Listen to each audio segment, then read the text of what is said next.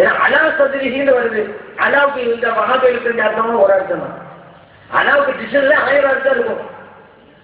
ஒவ்வொரு வார்த்தைக்கும் எத்தனை அர்த்தம் இருக்கும் எல்லாத்தையும் பார்க்கணும். எந்த அர்த்தம் அந்த இடத்துல சூட்டபிள் ஆகுதுன்னு பார்க்கணும். அலா சதுரி இருக்கு. அலாவுக்கு என்ன மீது மேலே அப்படி அந்த அர்த்தம்லாம் இருக்குது. அலாவுக்கு வேற அர்த்தம் இல்லை. குர்ஆன்ல இறைவன் அலாங்கிற வார்த்தையை பல இடங்கள் யூஸ் பண்றோம், வேற மீனிங் இல்லை.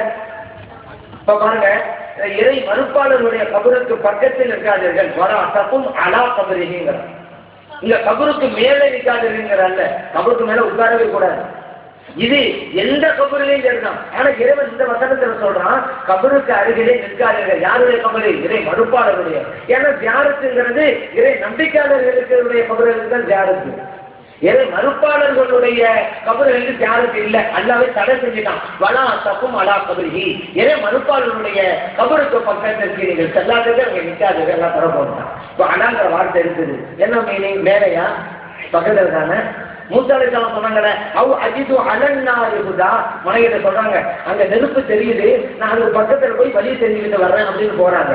அலன்னாரி, நெருப்பின் பக்கத்தில். அலாங்கிற வார்த்தை தான். பக்கம்ங்கிற மீனிங் நெருப்புக்கு மேலே நான் வழி தெரிஞ்சுட்டு வரேன்னு போனாங்க மூசா அலைஹிஸ்ஸலாம். அலாங்கிற வார்த்தைக்கு எத்தனை அர்த்தம்? பக்கம்ங்கிற மீனிங் இருக்குதா இல்ல? இந்த வசனங்கள்ல அந்த மீனிங் தான் அந்த ஹதீஸ்லயும் பலவீனமான ஹதீஸ் தான். அந்த மீனிங் கொடுக்கறதா தான் அலா சதுரிகி, நெஞ்சுக்கு அருகிலேன்னு அர்த்தம்.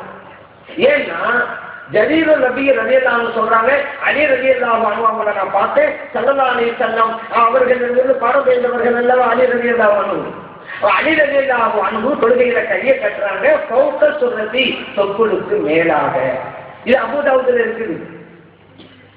அதே போல அபூ ஹுரைரா ரலியல்லாஹு அன்ஹு சொல்றாங்க, தொழுகையிலே கை கட்டுவது என்பது தொப்புளுக்கு கீழாக, தஹ்த சுர்ரதி. இதுவும் அபூ தாவூதுல இருக்கிறது. ஏன் இப்படியெல்லாம் வரணும்? சல்லல்லாஹு சொல்றாங்க, சல்லு கமார் ஐத்துமுனி உஸல்லினாங்க. நான் சொல்லும்போது எப்படி பார்க்கறீங்கன்னா அந்த மாதிரி சொல்லுங்க அப்படின்ட்டாங்க. சஹாபாக்கள் மக்கள் பார்க்குறாங்க, சல்லல்லாஹு கை கட்டுறாங்க. சிலருடைய பார்வைக்கு தொப்புளுக்கு மேல் மாதிரி தெரியும், தொப்புளுக்கு பக்கத்தில் கை இருக்குது, தொப்புளுக்கு மேல் மாதிரி சில பேருக்கு தெரியுது, அவங்களாம் தொப்புளுக்கு மேலுங்கிறாங்க. சிலருடைய பார்வைக்கு தொப்புளுக்கு கீழ் மாதிரி தெரியுது, அவங்களாம் தொப்புளுக்கு கீழேங்கிறாங்க. ஏன்னா ஸல்லல்லாஹு அலைஹி வஸல்லம் அவர்கள் தக்பீர் கட்ட விஷயத்துல தொப்புளுக்கு மேலே என்றும் சொல்லவும் இல்லை, தொப்புளுக்கு கீழே என்றும் சொல்லவும் இல்லை. சொல்லி இருந்தா அந்த சிக்கலே கிடையாது.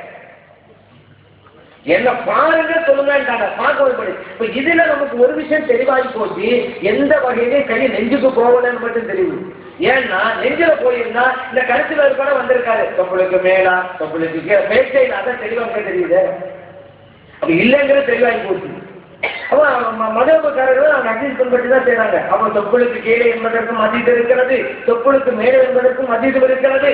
சிஹாஹு சித்தா, சஹீஹான 6 கிரந்தங்கள் சொல்றோம்ல, அதுல உள்ளதுதான் அபூ தாவூத், அதுல தான் இருக்குது. அதை இவங்க எடுத்துக்கிட்டாங்க. இந்த அலா சதுரி நெஞ்சுக்கு மேலேங்கிறது இவங்க தயார் பண்ணுங்க. இல்லாத அர்த்தத்தை ஏன் கொடுக்கிறீர்கள்? ஒரு வார்த்தை எப்படி புரிய வேண்டாமா?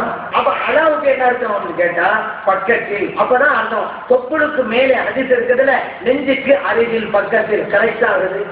தொப்புளுக்கு மேலே நெஞ்சுக்கு அருகிலே எவ்வளவு அழகா இருக்கு. ஏன் அர்த்தம் கொடுக்க மாட்டேங்கிறீங்க?